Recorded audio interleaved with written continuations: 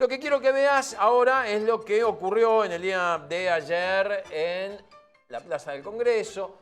Otra vez los jubilados, otra vez la policía, otra vez la gendarmería. Y esto que en algún punto ya está perdiendo cierto, ¿cómo decirlo?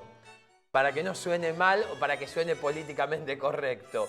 Estás perdiendo interés, no solo mediático, sino también en la gente común, ¿no? En el televidente que antes veía este tipo de escenas en la tele o en las redes y se quedaban y se preocupaban y mostraban un poco su adhesión. Hoy se cagan de risa. ¿Lo puedo decir así, Varela? De esta manera casi chabacana. Digo, hoy la gente se caga de risa de los 50, 100, 150 jubilados y no jubilados, mucha gente que va a apoyar, de cómo los palean, de cómo los gasean. El Zócalo claramente dice, ¿no? Policía Federal y Gendarmería atacaron a jubilados, personas con discapacidad y detuvieron al padre Paco.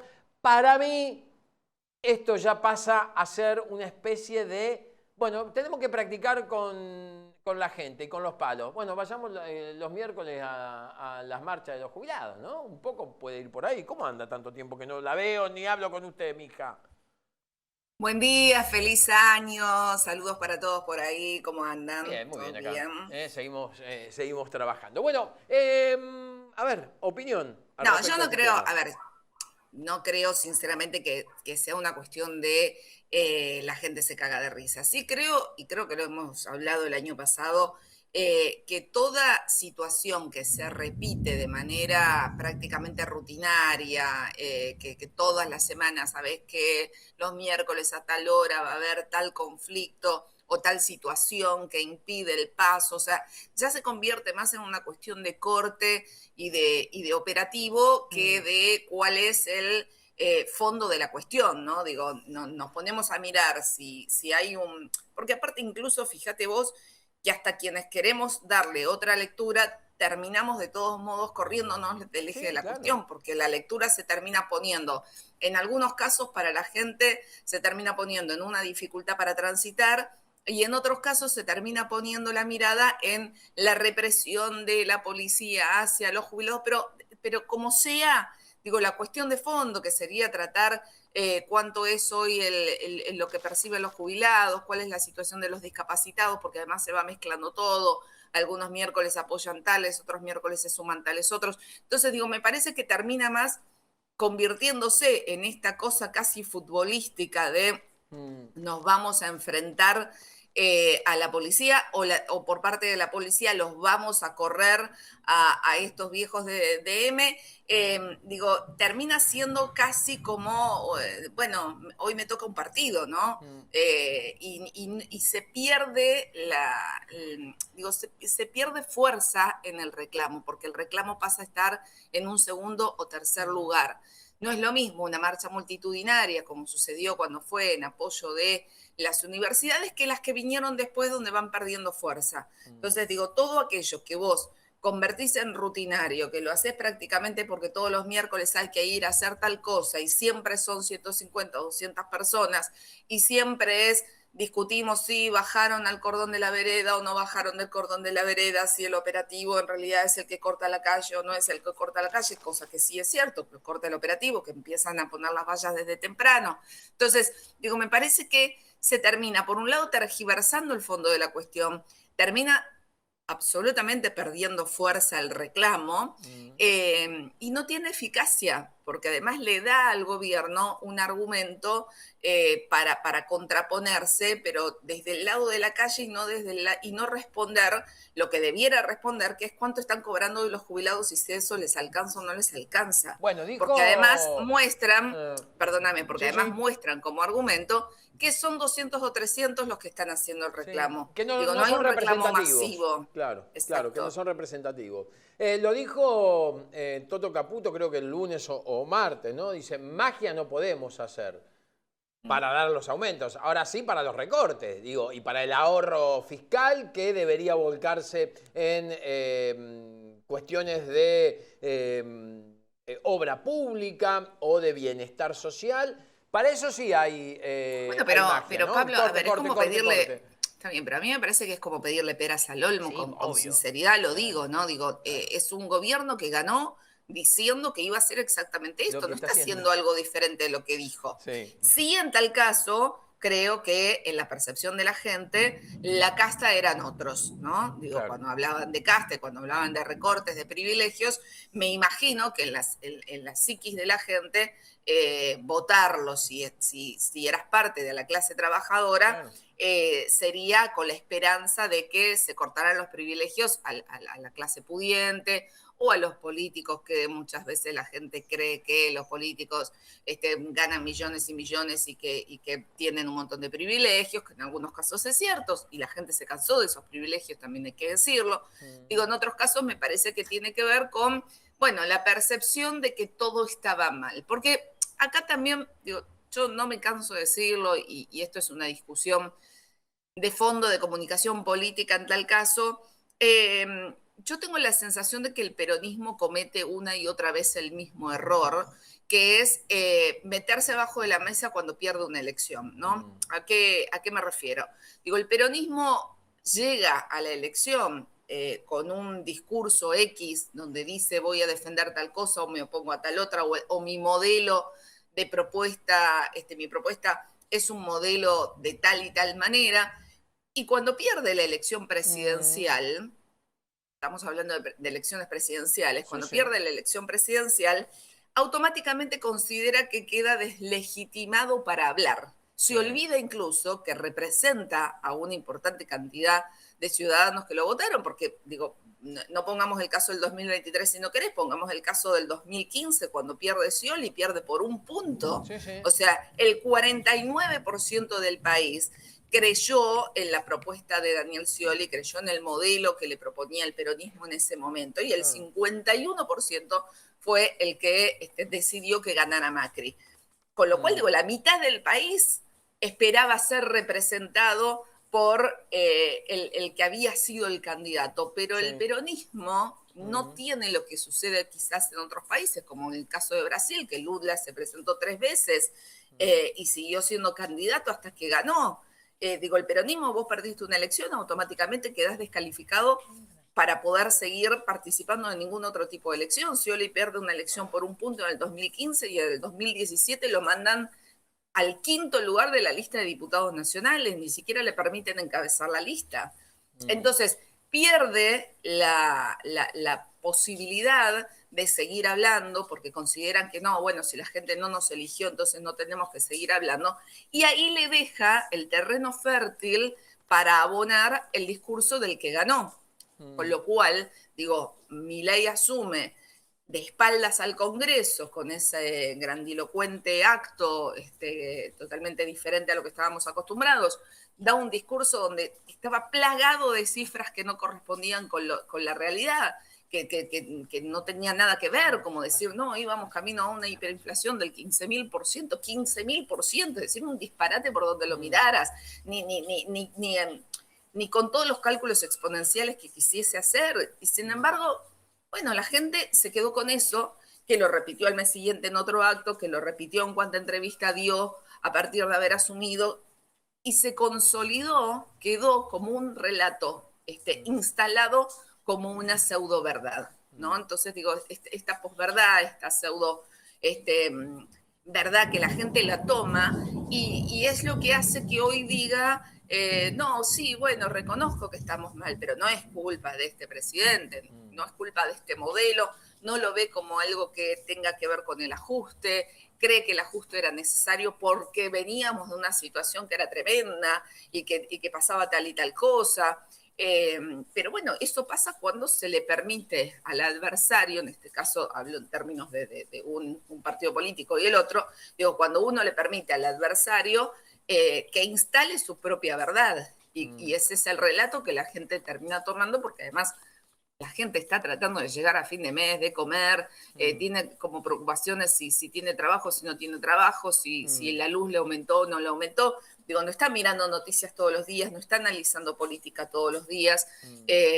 Entonces, digo, me parece que cuando se permite o cuando dejan que todo el discurso sea del otro, y bueno, seguramente esto queda y es lo que hace que se justifique. Por eso es que vos ves hoy, digo que no hay una reacción masiva de la gente diciendo qué barbaridad, vamos a salir a la calle a quejarnos de algo, que tampoco les genera empatía a aquellos que salen a la calle todas las semanas, como en el caso de los jubilados, y que, digo, no se sorprenden tampoco por muchas de las acciones que toma este gobierno, porque, insisto, es un gobierno que, a diferencia de todo lo que teníamos en nuestra historia democrática, que decían una cosa y después terminaban quizás haciendo otra, o que te decían, bueno, pero si yo decía lo que tenía que hacer, no ganaba la elección, como el caso de Menem.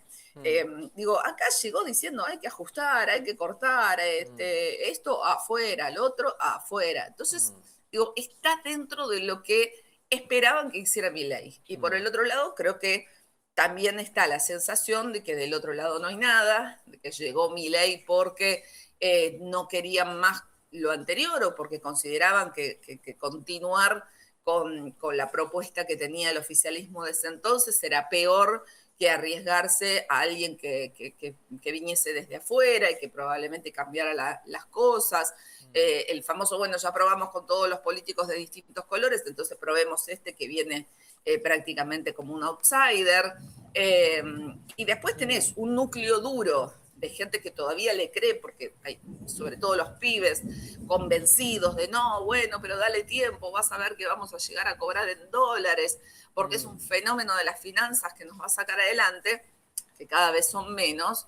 Y después tenés otro núcleo de gente que es el núcleo permanente del antiperonismo barra antikirchnerismo. Entonces, digo, antes fue Macri, ahora es Milei, mañana será, no sé, Conan, y seguirán parándose en ese lugar porque en realidad no es una cuestión de análisis del momento, de la coyuntura, sino que es una cuestión emocional que tiene que ver con su sentimiento de ideología antiperonista. Sí. Y van a pararse siempre del lado de cualquiera que esté en contra del peronismo.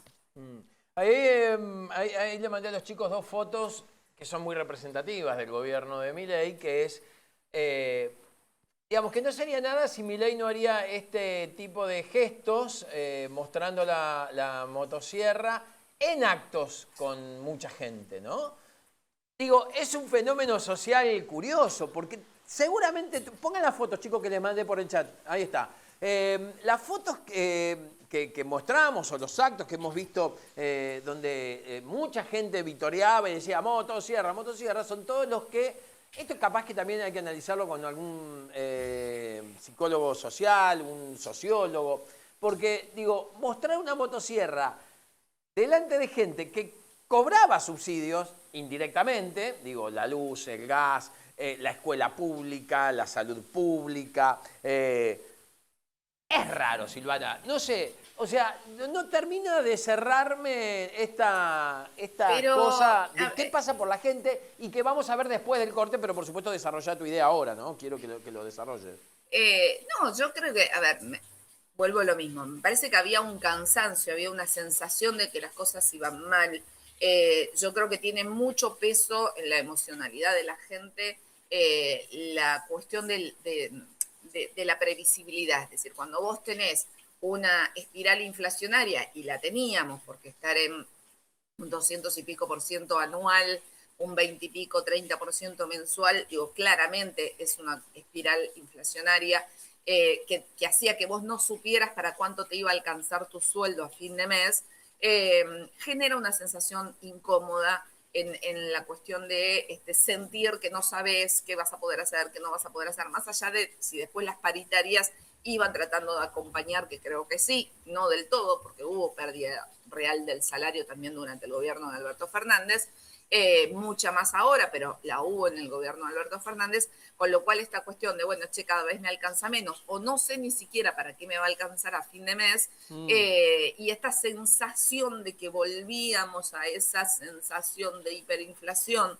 que por supuesto estuvo lejísimo de ser una hiperinflación como la que sí fue durante el gobierno de Alfonsín, pero digo, esta cuestión de, che, estamos en una cosa inflacionaria que no se puede controlar, que fíjate que cuando termina Cristina Kirchner en el 2015, creo que fue estábamos en 25% más o menos anual, y Macri lo usó como para decir que era una barbaridad. Imagínate ahora que estábamos en un 25% mensual. Con lo cual, digo, eso por supuesto que abonó a esta necesidad de mucha gente de decir, bueno, terminemos con esto, y si viene a cortar los privilegios, digo, nunca se vio como que iba a cortar cuestiones que iban a afectar al bolsillo del trabajador. Creyeron realmente que iba a cortar privilegios o cuestiones que tenían que ver con lo que ellos consideraban la casta, que por supuesto la casta no creían que iban a ser ni los trabajadores ni los jubilados, creían que la casta era otro, eran los que estaban acomodados. De la misma manera que había una percepción de que el empleado público, que el empleado del Estado, es el empleado vago que está detrás de un escritorio tomando mate todo el día, cuando en realidad, digo, el policía, el gendarme, el soldado, digo, son empleados públicos, ¿no? Ni hablar de los docentes, ni hablar de aquellos que están en alguna repartición estatal, pero esta cuestión de vamos a achicar el Estado, vamos a despedir, o sea, se aplaude que se despidan empleados, ni siquiera se fijan qué categoría de empleados son, qué hacían esos empleados que se despiden, o sea, capaz que son docentes universitarios y son empleados del Estado, pero no los ven como algo necesario. O sea, no se fijan si vos aumentaste la planta porque, no sé, incorporaste 10.000 policías más. O sea, por un lado está el reclamo de queremos más seguridad, más patrulleros, más policías, y por el otro lado después está el número duro de mirar una plantilla de Excel y decir, pero mira, este año metiste 1.000 empleados más. Bueno, esos 1.000 empleados a lo mejor eran 1.000 efectivos de policía que se recibieron y que los pusiste a trabajar. Sí, claro. No hay un desagregado, no hay un desglose, no hay un análisis fino de esa situación, porque tampoco nadie lo explica. Entonces siempre volvemos a lo mismo que criticamos de, está mal la comunicación política en muchos casos, porque hay cosas que las tenés que explicar. Digo, con esta cuestión de que hoy todo se tiene que resumir a redes, porque las redes hablan en 30 segundos, le tenés que decir todo lo que la gente quiere escuchar, porque después se escrolea y no te presta más atención, bueno, estamos ante, discursos vacíos o mensajes vacíos, donde el que ganó haciendo esos discursos vacíos, porque con 2, 3 consignas le dijo lo que la gente quería escuchar, y el que perdió o el que gestiona y debería explicar algunas cosas, como por ejemplo, sí, tengo 1.000 empleados más, pero estos 1.000 empleados son 1.000 policías o son médicos o son docentes, no lo dice. Entonces queda la sensación de que estás ante la presencia de un Estado bobo que sigue sumando empleados y que esos empleados son un depósito de gente tomando mate todo el día. Y son todos ñoquis. Esto fue todo bueno, así, ¿no? obvio. Son todos ñoquis. Todos los que creo que se jactan en Twitter o en X, no sé cómo se llama ahora, es que todos los echados por el gobierno de Milei de la Administración Pública Nacional, Provincial y o Municipal, que tuvieron que despedir gente porque obviamente no pueden afrontar los gastos, no se han podido... sí, pero hasta los científicos los consideran, o sea, hasta gente del CONICET, hasta hay un enfrentamiento en una de las manifestaciones donde un policía lo trata de ñoqui a un científico del CONICET. O del INTI, creo que fue del INTI, o sea, de un lugar donde, entre otras cosas, se hacen las pruebas para que los chalecos antibalas tengan las condiciones técnicas necesarias para que realmente sean antibalas y repelan la bala y le salven la vida o le protejan la vida a un efectivo que lo usa, y ese mismo efectivo le decía ñoqui a la persona que tiene entre sus responsabilidades fijarse que ese chaleco esté en las condiciones que corresponde estar tras la fabricación. Entonces, digo, está todo tan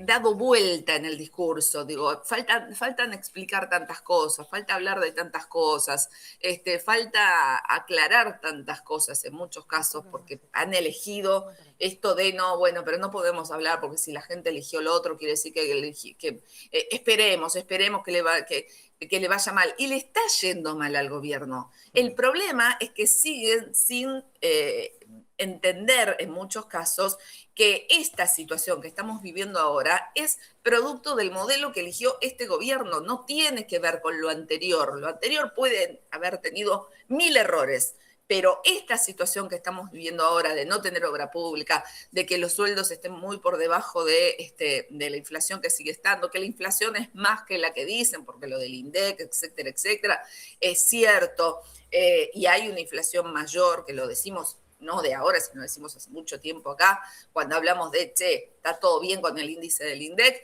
pero me estás midiendo 200.000 cosas que la gente ya no las usa, y lo que sí en realidad impacta en el bolsillo de la gente son otra clase de productos y servicios, donde obviamente si vos midieras solamente eso, verías que el índice de inflación es mucho más grande.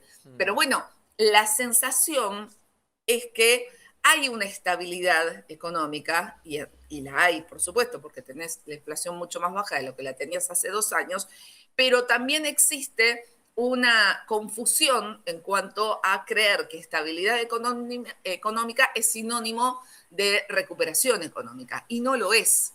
Ni siquiera es cierto que estemos mejor en términos económicos, porque cuando te dicen, no, pero la balanza comercial está favorable y en el 2023 era desfavorable, o la economía creció, bueno, si querés, que era la pausa, después de la pausa, yo te hago el desagregado para que veas exactamente qué cosas crecieron y por qué estamos recibiendo más o estamos exportando más que lo que importamos, pero por qué en realidad lo que estamos importando ahora impacta mucho más en la realidad de la gente cotidiana y sobre todo de la pequeña y mediana industria. Me da el pie para dos cosas, primero, o tres. Primero, para reiterar el Zócalo. Poneme pie. Ya pasó un mes del 2026, no hubo descanso en la política. ¿Falta mucho para que termine este año? Pregunto. Tema 1. Tema 2. Hemos escuchado atentamente cada cosa que has dicho, pero también hemos escuchado algunos truenos ahí en la zona oeste. Llueve, diluvia Moreno, chicos. Mira. La pileta diluvia. está tapada la pileta porque después no quiero ir a ayudar. No, estoy con problemita con la pileta, pero justamente ahora lo voy a... ¿Está llena de agua o no? Sí, está llenada. Bueno, listo. No te digo el sábado, pero con el calor y estas cosas se puso un poquitito verde, estoy en proceso de recuperar. Yo me bañé en el río Paranacito, Silvana. Mirá si no me bañé en una pileta con agua un poco verde. Y después, para que usted se haga un café, yo me prepare un mate y escuchemos, después del corte, muy atentamente, la opinión de la gente que la está pasando realmente muy mal, pero aún banca esto.